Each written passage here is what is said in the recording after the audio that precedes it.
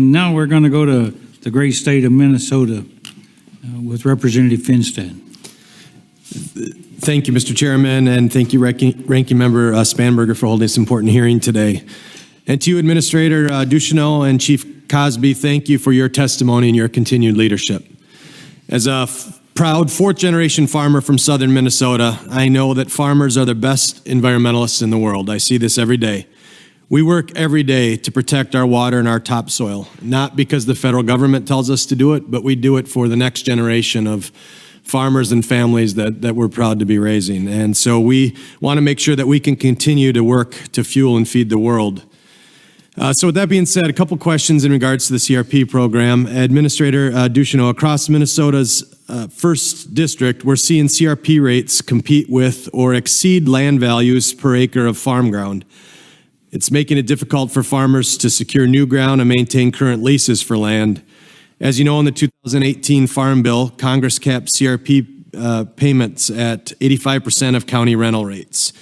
So I guess my question is, do you believe that reforms made to the CRP program in the 2018 Farm Bill are achieving their goal of limiting competition against farmers for prime farmland? You know, thank you for the question, Congressman. During one of the trips I had a chance to make out to Minnesota, we had a visit in Rice County in Minnesota and saw firsthand some of the ag production there and talked with some of the producers. Also, during one of those visits, we had a chance to talk with some of the distressed borrowers who we've been able to help with the Inflation Reduction Act.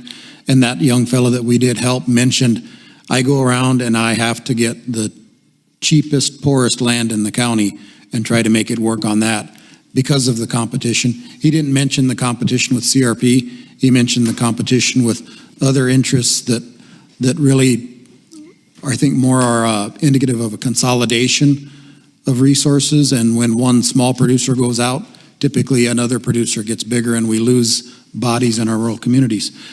To your question, though, I think that the incentives that we offer in CRP give producers a meaningful choice.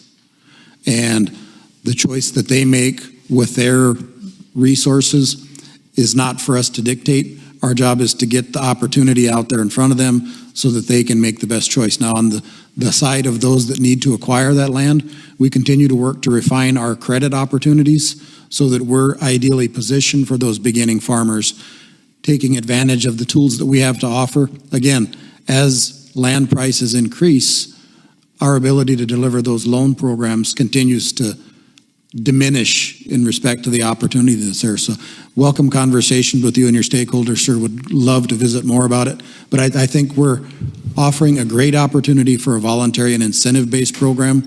And there are county-wide limits that limit the amount of land can be enrolled that are set elsewhere, not at the department.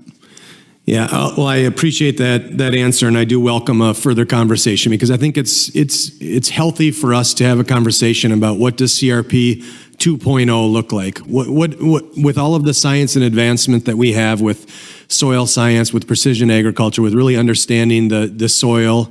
I think it's important for us to make sure that as we look at, especially in southern Minnesota, some of the most fertile prime farmland that we have, every time we take an acre of that out of production, we lose that and we become more vulnerable, and really food security is national security. So It's a conversation that we have to keep on happening, that we have to make sure that happens. In 2021, USDA added a 10% inflationary adjustment for both the general and continuous CRP contracts to, quote, increase program payments to encourage more land enrollment.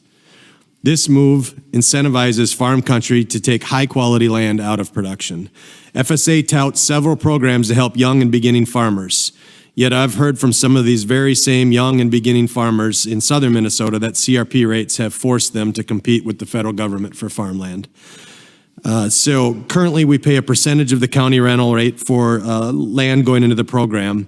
Would you be in favor of the general idea of paying more for marginal land and less for prime farmland so the program doesn't compete for productive farmland?